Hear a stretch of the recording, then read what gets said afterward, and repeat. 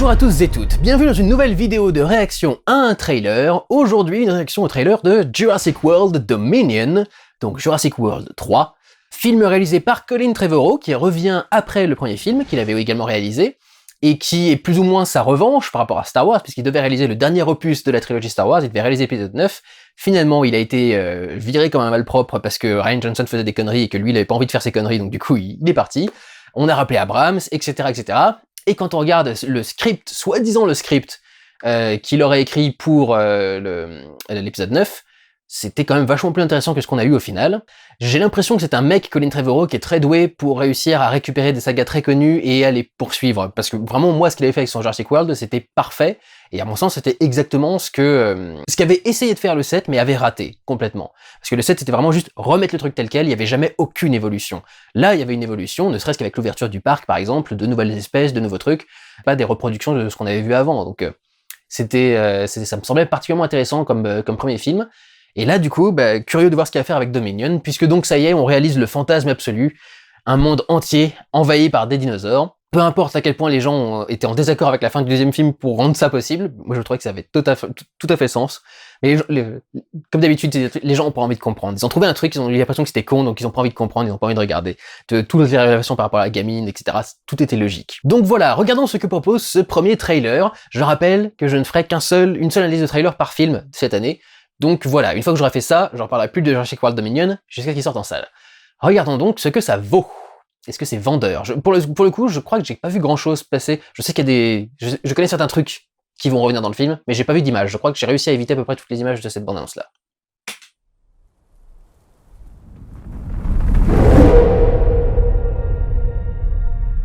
I wanted to show them something that wasn't an illusion.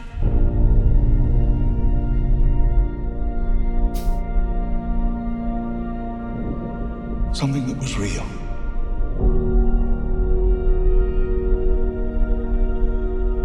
Something that they could see and touch.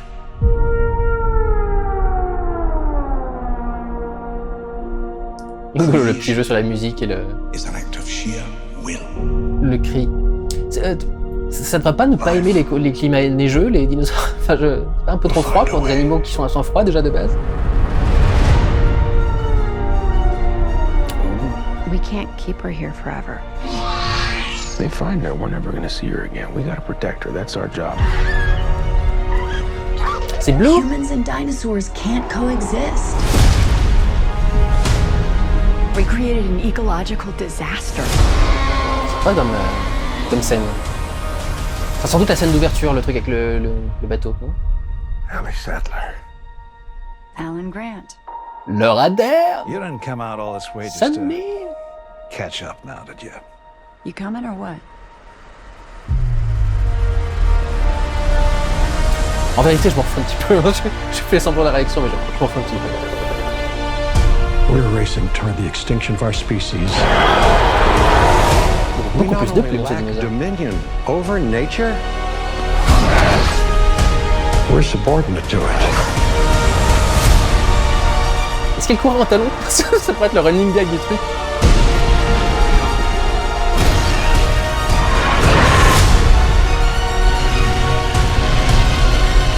Come back.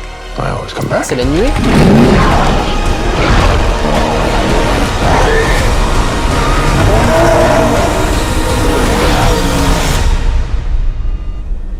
Excusez-moi, je viens de bugger. That's another plane, right? Not exactly.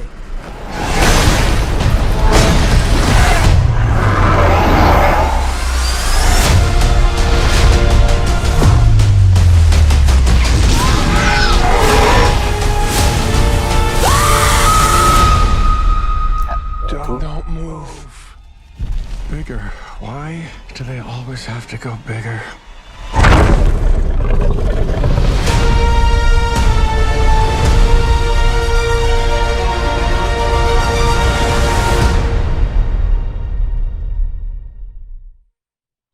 J'ai pas compris, c'était quoi l'histoire?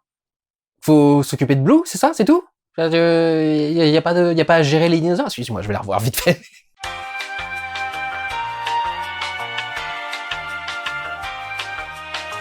Ouais, non, Je vois pas quelle est l'histoire. Est-ce qu'il faut juste gérer le monde? Mais comment est-ce que tu fais une fin satisfaisante à ce truc-là, du coup? Ils vont pas buter tous les dinosaures, ça serait une boucherie comme fin de saga.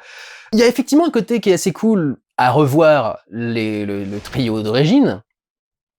Mais c'est pas non plus le truc que je trouve le plus fascinant et intéressant. Et à vrai dire, je vois pas qu'est-ce qu'ils apporteraient en fait d'intéressant. C'est con, hein, parce que c'est le truc que cette saga réussit par rapport à Star Wars. Star Wars n'a jamais réussi à réunir Luke, Leia et Han en même temps, et c'est ce que fait du coup cet épisode-là, en réunissant à la fois les nouveaux héros qu'on a créés depuis Jurassic World, avec les héros originaux de Jurassic Park.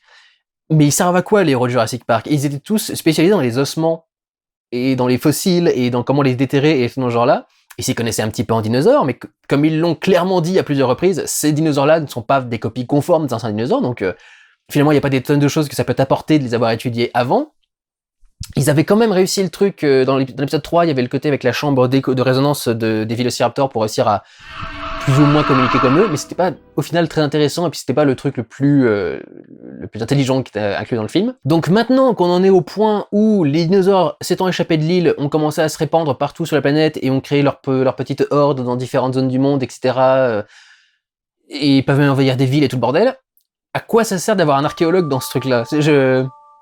Je comprends pas ce truc-là, en fait. C'est le seul truc qui m'étonne, en fait. À quoi ils servent? Pourquoi ils sont là? Et qu'est-ce qu'ils vont apporter, du coup, au film? Il y a un côté beaucoup plus satisfaisant et beaucoup plus à revoir et beaucoup plus utile, en général, au personnage de l'original, ne serait-ce que, du coup, notre cher Chris Pratt, qui pouvait diriger ses vélociraptors en moto et tout le bordel, et qui maintenant pourchasse d'autres dinosaures à cheval dans je ne sais pas quel pays, etc., lui, pour le coup, tu sens qu'il a une compétence qui est utile et importante à ce scénario. Je veux dire, pour gérer des dinosaures sauvages, tu prends le mec qui a réussi à les apprivoiser, quoi. Ou pour réussir à les chasser, ou pour réussir à les comprendre, etc. Tu prends un mec qui s'y connaît, quoi, qui les a vraiment fréquentés comme ça. Bryce Dallas Howard, elle a toujours été plus ou moins responsable du truc. Je suppose qu'elle doit avoir des contacts, ne serait-ce qu'avec certains scientifiques, certains trucs dans ce genre-là. Ça me ferait beaucoup rire qu'elle saute les immeubles encore en talons hauts. Je regarderai vite fait avec l'analyse de plan, mais ça me ferait pas mal marrer. Mais du coup, je vois un peu plus son utilité à elle aussi. L'utilité des autres personnages de l'original, je sais pas, j'ai du mal à les voir quand même. Pour ce qui est d'analyse d'image, on peut noter notamment un retour au 2.0 qui était le ratio du premier Jurassic World, qui avait été abandonné par Jurassic World 2, qui était passé au CinemaScope. C'était la seule et unique fois où les sagas Jurassic Park World étaient dans le format scope. Là, du coup, donc, on revient au ratio du premier film. Je vous avoue que je saurais pas dire exactement pourquoi, du coup, est-ce qu'au deuxième, on est passé au scope. Parce que le 2.0, je trouve que c'était intéressant pour avoir un ratio qui était à la fois large pour des créatures comme les dinosaures qui sont souvent plutôt horizontales, et malgré tout avec pas mal de place en hauteur pour des humains qui, eux, sont des unités qui se mesurent vraiment en hauteur et en verticale. Il y avait un bon compromis, je trouve, avec ce 2.0 entre la hauteur d'un humain et la largeur d'un dinosaure. Mais du coup, le scope dans le deuxième film, à quoi est-ce que ça a pu servir? C'était peut-être pour le rendre plus... Il y a des gens qui pensent... Je comprends pas cette façon de penser, mais il y a des gens qui pensent que le scope est plus étroit. Pour moi, l'étroitesse d'un cadre, c'est par rapport à sa largeur, c'est pas par rapport à la hauteur. C'est que quand un cadre est plus serré en scope, il est aussi vachement plus large sur les côtés. Donc pour moi, c'est un cadre qui est ouvert, le scope. Mais pour certaines personnes, la hauteur du scope compresse et comprime, et comme on a tout un côté qui est enfermé dans un bâtiment, une maison avec des dinosaures, il y a peut-être cette idée du coup de claustrophobie, de compression, et c'est pour ça qu'ils sont passés au scope. Je trouve que ça marche pas comme ça, le scope. Enfin, j'ai jamais compris cette façon de voir le scope. Là, typiquement, c'est intéressant comme réinterprétation du film original. Ce plan, c'est grosso modo le plan quand il y a les gamins et Grant qui essayent d'échapper du coup à tout un troupeau de dinosaures qui est en train de passer à côté. Pour te mettre notamment à l'intérieur de l'action, on avait un plan avec les dinosaures qui passaient beaucoup sur les côtés de l'image. Et donc là, on a plus ou moins ce même plan, même si je dois admettre que les spéciaux se voient un petit peu, quand même. Mais c'est intéressant du coup parce que tu t'en rends pas compte que c'est un retour de ce truc-là, parce que dans l'original c'est dans une île verdoyante avec plein de végétation, etc. Et là on est dans une grande plaine ouverte, donc pas sur une île déjà, et avec de la neige au lieu d'être dans une végétation luxuriante. Donc comment remettre un écho en vraiment le changeant complètement, quoi. Et on peut voir que dans toute cette séquence il y a un effort pour essayer de garder constamment le ciel dans le cadre, qui est correctement étalonné d'ailleurs, parce qu'il y a un côté très blanc avec un nuage, mais on voit un petit peu de bleu là où il y en a plus. Mais ça permet du coup de toujours garder le ciel dans le cadre, ça permet de te rendre compte que le cadre est ouvert et que l'environnement est gigantesque, avec en plus la taille des montagnes sur un côté, ça fait... tu sens vraiment la démesure de l'environnement. Voilà, là, typiquement, l'explication du 2.0. Le Chris Pratt qui prend la moitié du cadre, il est géré en hauteur, et le dinosaure qui est à côté, qui lui est géré en largeur. C'est pour ça que le 2.0, c'est assez pratique comme cadre, et c'est pour ça que je trouvais que c'était un choix qui était vachement intéressant dans le premier film. Et dans celui-là aussi, du coup. On peut noter d'ailleurs la contre-plongée pour rendre compte de la majesté de la créature qui est effectivement gigantesque, puisqu'on voit que même dans toute sa hauteur, Chris Pratt n'occupe que la moitié du cadre, alors que le dinosaure, lui, il touche bien le bord du cadre presque. Et puis avec le soleil d'ailleurs en plus, pour te donner le sentiment que même si cette créature pourrait te faire peur, c'est quelque chose de beau là. On est en train de célébrer la beauté de la vie à ce moment-là, dans ce plan-là. Là, c'est un plan qui est intéressant parce qu'il y a une belle occupation du cadre avec la mer du coup et le petit à côté. Et en même temps, t'as presque l'impression que c'est une perspective, mais c'est pas une perspective, c'est juste que c'est un bébé Vélociraptor, mais comme il lui ressemble comme deux gouttes d'eau et qu'il est un petit peu derrière, tu pourrais dire que c'est une perspective, mais finalement non. Ça pourrait être intéressant au niveau du jeu en 3D. Là, je sais, est-ce que lui aussi, il est pas en 3D? Je sais plus. Si, il est en 3D, Reality 3D. Donc oui, ça va être sympa en 3D en profondeur. C'est un petit jeu qui est intéressant sur ta perspective, quoi. Est-ce que c'est une perspective que t'es en train de voir ou est-ce que c'est juste un animal qui est plus petit que l'autre? C'est un petit jeu visuel qui est sympa. Là, un joli plan contre-plongée pour rendre compte de toute la démesure de la créature qui attaque le bateau. Ça aussi, c'est vachement sympa. La caméra fixée sur le bateau et le bateau qui est en train de se renverser petit à petit dans l'eau et du coup, la caméra va rentrer dans l'eau avec le bateau. C'est très joli pour justement montrer la puissance démesurée de ce truc, quoi. C'est un bateau qui est quand même un truc particulièrement gros, qui résiste bien, en bonne partie, souvent, de plus en plus, avec les progrès de la technologie, aux aléas de la nature. Pendant très longtemps, on était vraiment soumis aux aléas de la nature, et maintenant, on arrive à y survivre un petit peu, et justement, montrer cette créature qui arrive à prendre le poids de tout le bateau entier, c'est un truc qui marche vachement bien pour le coup. Là, ce plan, il est intéressant parce qu'il y a toujours eu une notion dans Jurassic Park et World de l'évolution du cinéma lui-même et au niveau des effets spéciaux, par exemple. Tu prends le premier film, c'est quasiment une métaphore de l'arrivée des effets spéciaux, en fait. Il y a tout le débat avec le professeur Sattler et John Hammond sur le mec qui pensait que c'était son cirque de puces et qui essaie de faire évoluer le truc et qui parle des attractions de Disneyland, etc. C'est l'idée, c'est l'industrie du spectacle qui se renouvelle en amenant les effets spéciaux pour le film et en faisant revivre les dinosaures pour l'histoire diégétique du film. Donc il y a toujours eu une notion d'effets spéciaux et avoir du coup ce tyrannosaure en effets spéciaux devant cet écran de projection de drive-in et le film qui est en train de cramer derrière sur le drive-in et donc le cinéma qui se détruit, etc. C'est intéressant avec tout le commentaire sur justement les effets spéciaux déjà de base, mais aussi tout le commentaire qu'il y a eu sur l'industrie hollywoodienne elle-même depuis le premier film. Depuis le premier film, cette saga Jurassic World, elle est sur les travers de l'industrie hollywoodienne actuelle, avec tout le côté, justement, refaire sortir des vieilles licences, ramener à la vie des vieilles licences, travailler sur la nostalgie, etc., etc. Donc, j'ai l'impression que le discours est encore filé dans ce film-là. Là aussi, très, très, très beau plan pour rendre compte de l'immensité du paysage. Le 2.0 aide beaucoup à ça aussi, parce que c'est malgré tout un ratio large, et donc du coup, quand t'as une grande plaine, un beau relief avec des montagnes derrière, etc., ça marche généralement plutôt bien. Le soleil qui est quasi centré au milieu avec ce petit lens flare, les chevaux qui sont filmés en contre-jour avec les ombres qui arrivent jusque devant la caméra et qui viennent vers nous du coup. Pareil, ça avec une bonne conversion 3D, ça va être magnifique. Et du coup, ça permet d'intégrer plus facilement aussi les effets spéciaux parce que comme t'as juste à les filmer en silhouette, c'est beaucoup plus réaliste t'as moins à faire attention aux détails et trucs dans ce genre-là. Donc comme t'as en plus des chevaux réalistes qui sont intégrés dans l'image, dans les effets spéciaux, on a filmé des chevaux en train de courir, on a rajouté les dinosaures derrière. Ça aide d'avoir un élément naturel qui donne une référence du coup aux infographistes pour faire leur truc à eux et qui du coup nous aussi nous aide à avoir le sentiment que cette image est réelle, quoi, parce qu'il y a des éléments clairement réels dans l'image. Il y a aussi une belle opposition de couleurs entre le côté un peu plus marron, doré du sol et puis un peu plus bleuté du ciel derrière avec même un petit peu de brume autour des montagnes et tout, c'est très joli. Là, un petit plan zénital léger avec la caméra pas forcément vers le sol mais un petit peu comme ça, et qui permet du coup de mettre le dinosaure en premier plan, qui permet de sentir du coup l'épée de Damoclès, le danger qui plane au-dessus de notre personnage. Et ça, c'est très très joli comme plan aussi, comme idée. De montrer comment est-ce qu'elle essaye de se camoufler grâce à la flotte et de faire en sorte que l'écran devienne quasi un split screen entre la réalité et la petite ligne de la flotte et le monde, enfin monde, l'environnement sous-marin du coup en dessous de l'eau, qui du coup crée aussi un contraste de couleurs entre l'extérieur qui est plus bleuté, naturel, et l'eau qui est un peu dégueulasse et un peu verdâtre du coup. Ça fait quelque chose de vachement sympa. En plus, il y a ses cheveux roux à elle, le mélange du rouge et du vert, généralement ça marche bien. Ça fait rouge, vert, bleu dans l'image, c'est joli. Et puis en plus, c'est tous les composants de la lumière blanche. Donc c'est un très joli plan ça pour le coup. Je pense que ça peut faire une scène de tension qui est pas mal du tout. Et à nouveau en 3D, ça va être joli comme plan. Là, je pense que ce plan est important en termes de scénario. C'est marqué DNA Delivery Simulation, avec un petit truc d'ADN qui vient se mélanger dans le truc. Est-ce qu'ils ont trouvé une sorte de virus pour essayer de se débarrasser de tous les dinosaures qu'il peut y avoir? Et j'aime bien, c'est...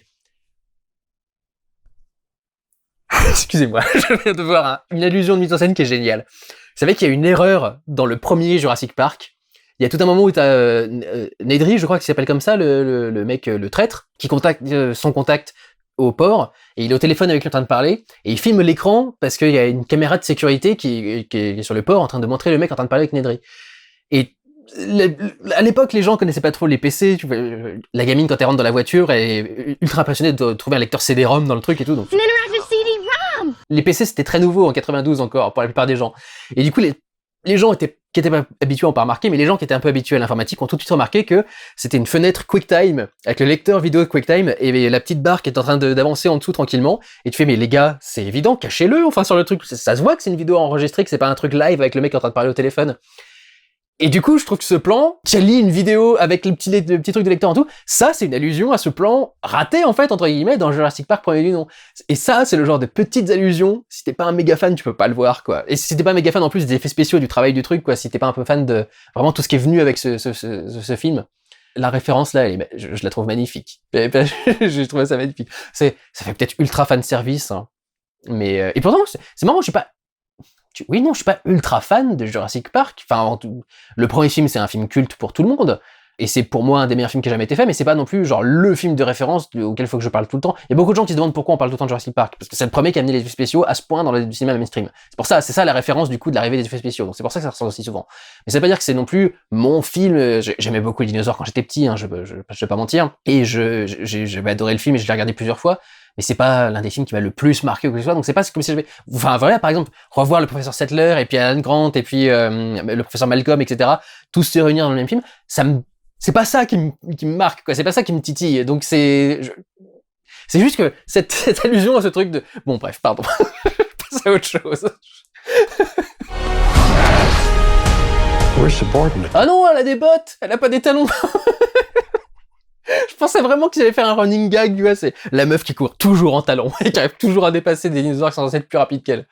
On peut noter d'ailleurs dans ces plans de course poursuite avec dinosaures à quel point est-ce qu'il insiste pour qu'il soit dépassé par le soleil. Là pour le coup c'est pas le côté c'est beau, c'est magnifique, etc. C'est plus une question du côté naturel de l'image. On a naturellement le soleil dans le cadre à ce moment-là, et là où passe le dinosaure, il est normal qu'il passe devant le soleil, et donc du coup c'est juste une question de réalisme en fait sur ce plan-là. Alors je dois vous avouer, c'est un peu le seul truc qui m'a fait tiquer. Pas sur les premières images, parce que les premières images, quand il fait toute la chasse aux dinosaures, il a un gros manteau, une grosse doudoune, etc. Mais vous foutez le mec au milieu d'un blizzard, parce que vous voyez la vitesse avec laquelle passent les flocons devant eux, etc. Simplement en t-shirt, avec un pauvre couteau et un pauvre machin, il n'y a pas besoin d'avoir peur du dinosaure, le mec il va crever en 20 secondes, là, c'est juste d'une hypothermie, c'est pas très réaliste. C'est là que tu sens le tournage en studio, quoi. Tu vois qu'ils étaient sur fond vert avec des projecteurs et que ils avaient éventuellement un petit ventilo pour leur mettre un petit peu de vent, mais ça se voit qu'ils sont pas dans des vrais décors parce que tu t'habilles pas comme ça dans le froid, quoi. Et alors il y a un côté qui est très pratique avec les environnements enneigés, c'est peut-être pour ça qu'il y a autant de trucs qui se passent dans la neige, c'est que grâce au blanc de la neige, ça reflète énormément de lumière sur les personnages. Donc en fait, tu peux très bien éclairer tes personnages avec un effort assez minimal. Parce que même si tu éclaires que dans le dos, il y a tellement... si la lumière vient du dos du soleil par exemple, il y a tellement de lumière qui se réfléchissent à cause du blanc de la neige que, en principe, t'as toujours de la lumière qui vient un peu partout. Mais ça fait aussi des éclairages qui sont un petit peu fades et moins intéressants. Et ouais, je trouve que c'est pas très joli comme plan et comme environnement. C'est le seul plan où je suis un petit peu en train de faire la grimace du film, je dirais. Ça va être pas mal comme plan au niveau de la profondeur, nous avoir mis en plus un peu plus bas pour qu'on ait vraiment la rambarde sur les côtés qui vient un peu plus au-dessus de nous pour vraiment tracer les points de fuite. Ça va être surtout intéressant en 3D parce que tu auras vraiment l'impression que le récepteur ira vers toi, donc c'est des plans qu'il faut pas trop faire dans les trucs en 3D, sinon ça fait trop gimmick, mais un ou deux comme par-ci par-là, ça passe bien. Et je pense que celui-là, il pourrait très bien passer. Ça me fait penser au plan dans Eternals où t'as le passage où Icaris tire ses rayons laser et ils viennent directement vers la caméra, et genre c'est un des rares plans, un des seuls plans où les lasers viennent directement vers la caméra, mais alors ça te marque à un point quand t'es devant le film, c'est impressionnant. Bon là pour le coup la citation est un petit peu grossière quoi, la nana qui va se lever parce qu'elle voit un danger arriver derrière ses gosses et qui enlève ses lunettes, qui leur fait fuyer, etc. Tu pourras pas genre directement leur dire de fuyer sans avoir à faire la dramaturgie du fuyez. Tu peux peut-être directement crier avec tes lunettes, ça t'empêchera pas de crier. Mais bon, ça fait un peu partie de la mise en scène. C'est très Spielbergien, les personnages qui réagissent à un truc, avec un grand mouvement de caméra qui se rapproche du visage, etc. Donc ça évoque aussi ce truc-là, on va pas non plus cracher dessus à 200%. On retrouve un petit peu de son code couleur du premier film, parce qu'elle était rouge-rose dans le premier film. Chaque personnage avait un code couleur, je sais pas si vous avez remarqué, elle était rouge-rose, t'avais Sam Neill qui était en bleu, t'avais Malcolm qui était noir, Hammond qui était blanc, chacun avait un code couleur particulier, et là du coup tu retrouves un peu son code couleur à elle, avec son chemisier, qu'elle portait de la même façon d'ailleurs dans le film, et la grange qui est derrière, qui est un peu peint de la même couleur, mais beaucoup plus délavée, écaillée, etc. Donc on retrouve un petit peu de son code couleur, mais de ce que j'ai vu dans le reste du film, elle va pas le porter ensuite. Donc c'est juste pour les memories, on va dire. Et alors ça, putain, les gars qui ont fait la nuée, il y a peut-être moyen d'avoir quelques bifetons quand même, parce que ça fait vraiment, vraiment, vraiment le plan de la nuée, quoi. Bon après, la nuée était pas le premier film à créer un essaim de quoi que ce soit qui t'attaque. Mais avec le contexte de la campagne et tout, ça fait quand même vachement la nuée, là. Là, un petit jeu de contraste assez classique, avec une lumière un peu jaune. Je pense qu'elle est jaune, ça fait un peu rougeâtre parce que c'est sur sa peau, mais je pense qu'elle est jaune. Et puis le bleu derrière, très classique. Et puis le roux des cheveux de Bryce Dallas Howard en premier plan. Ça aussi, ça va être pas mal en 3D, avec cette petite contre-plongée qui est assez proche du sol. Le personnage qui va aller, du coup, je suppose, vers la caméra. Le premier plan avec le ponton. Et puis l'arrière-plan avec le bateau qui s'ouvre ensuite complètement sur le ciel, donc il fait une grosse profondeur dans le truc, ça va faire un plan qui sera très joli en 3D. Oui, je suis un des seuls mecs au monde à encore être motivé pour la 3D, je vous emmerde, je sais que tout le monde trouve ça nul et trop cher et inutile, etc. Mais moi je trouve que c'est vraiment ultra intéressant et j'ai regardé des films 3D encore récemment et tout, enfin je trouve que la 3D c'est un très bon outil de mise en scène, c'est dommage que les gens considèrent que c'est aussi anecdotique. Puis alors du coup cette scène de course-poursuite, je sais pas où ils sont, ça ressemble à une ville italienne, non? J'ai l'impression que c'est plutôt européen, au moins, en tout cas. Et du coup, avec ces rues beaucoup plus étroites, beaucoup plus rapprochées, ça va créer des perspectives intéressantes pour la 3D. Il y a des plans qui sont très rapprochés, j'ai vu, avec le Velociraptor qui essaye de se glisser entre le bord les voitures garées sur le côté et la roue de la moto, et donc il arrive pile poil au milieu, donc tu vas avoir deux surfaces très intéressantes, bien délimitées sur le côté, avec le dinosaure, encore une fois, qui essaie d'aller vers toi. Il y a ce plan qui est génial, avec ces dinosaures qui sont en plein milieu de la place centrale. Là, pour le coup, vous avez vu, hein, j'ai bugué sur ce plan-là, parce que c'est le côté vraiment l'invasion du monde par les dinosaures, quoi. T'es dans une ville normale, européenne ou quelconque, tu prends un virage et te voilà avec un T-Rex et un deuxième T-Rex, c'est un couple de T-Rex ou c'est un Indominus Rex qui est à côté, j'ai l'impression, mais tu te retrouves avec ça en plein milieu de la place centrale et tout, ah non, là quand même, il y a un petit fantasme qui est réalisé là, c'est parce qu'aucun film finalement n'a eu le courage, les balls d'aller jusque là. À chaque fois qu'il y a eu des trucs avec des dinosaures, il y en avait un ou deux ou un truc dans ce genre-là, mais l'idée que la planète entière soit infestée, que ça crée des situations comme ça, non, pour le coup, c'est plutôt très très cool quand même. Alors là, un choix à la con, mais pareil, pour la 3D, c'est parfait. Donc on a le premier plan avec les joysticks de pilotage, les manettes, les trucs dans ce genre-là. Deuxième plan, on a les personnages. Troisième plan, on a le bout de la cabine de pilotage, et puis on a une porte qui mène vers le fond. Et justement, le fait de pas avoir mis une porte, mais d'avoir mis ces petites guirlandes là où je sais plus comment ça s'appelle ces trucs-là, c'est justement ça en 3D. Tu vois à travers tous ces petits filaments et du coup tu gardes une profondeur dans l'image et tu rajoutes dans ce petit cockpit qui est plutôt serré et qui aurait pu être vachement restreint en termes de profondeur, une idée de profondeur en plus en voyant la cale à travers la porte avec les petites décorations. Donc ça pour le coup c'est vachement intelligent en termes de 3D. Je pense que je vais beaucoup aimer celui-là en 3D. Alors là, toute une scène d'action qui se déroule de nuit, ce qui est un choix plutôt surprenant parce que d'habitude tu vois pas grand chose. Et effectivement là on voit quasi que des silhouettes. Mais en même temps, ça permet aussi de faire des spéciaux qui sont plus pratiques à faire parce que t'as juste à te préoccuper de l'intégration en volume dans l'environnement qui existe. Et finalement, les détails du modèle lui-même sont pas si importants que ça, donc tu peux faire des rendus un peu plus rapides avec ça. Mais c'est justement aussi un jeu qui est intéressant, quoi. C'est que à partir du moment où tu peux montrer constamment ta créature, est-ce qu'il n'y a pas un moment où c'est aussi intéressant de ne pas la montrer? et du coup faire une scène de course-poursuite entièrement dans l'ombre, etc., avec juste les lumières des phares qui pourront de temps en temps éclairer quelques têtes de dinosaures qui vont passer par là. Ça peut être intéressant. Peut-être aussi une notion que c'est moins important de voir où est-ce qu'ils sont, parce que ils sont pas en eux-mêmes le danger, c'est des triceratops, donc c'est des herbivores, et donc du coup ils sont moins dangereux en eux-mêmes. Ce qui est dangereux, c'est l'éventuel obstacle, la masse que tu peux te payer avec ton pare-choc pendant que tu es en train de rouler, mais en dehors de ça, ils sont pas en eux-mêmes un danger.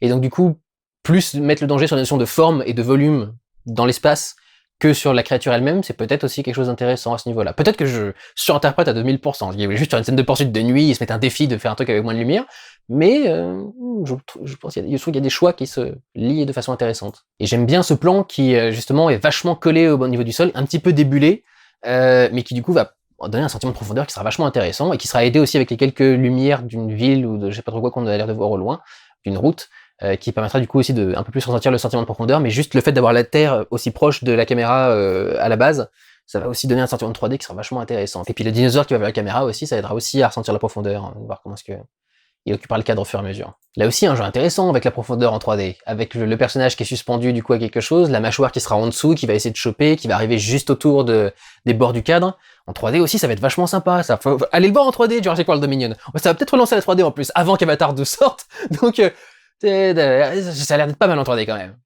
Bigger. Why do they always have to go bigger? Ça pareil, cette réplique de Malcolm, ça fait vachement poursuite du commentaire sur Hollywood, quoi. Encore plus gros. Pourquoi est-ce qu'il faut toujours qu'il fasse plus gros? Comme si c'était le seul truc qui était intéressant. J'ai l'impression qu'il y a encore va y avoir des commentaires plutôt intéressants. Et ben écoutez, je m'attendais pas à être aussi hypé par cette bande-annonce, mais ouais, ça donne envie. Ça a l'air pas mal du tout. Colin Trevorrow, vraiment, il a l'air de faire du très bon boulot. Donc, bah écoutez, on va se retrouver... alors, c'est quand, du coup, la date de sortie? C'est en juin, il me semble. Le 8 juin 2022. Ben, nous nous retrouverons le 8 juin 2022 avec mon vlog sur Jurassic World et mon avis définitif sur ce 3e opus. Et peut-être sur la saga entière, mais ça m'étonnerait. Je préfère me concentrer sur un film particulier, généralement. Mais c'est vrai que, ouais, je l'attends. Et il risque d'être plutôt intéressant. Pas mal.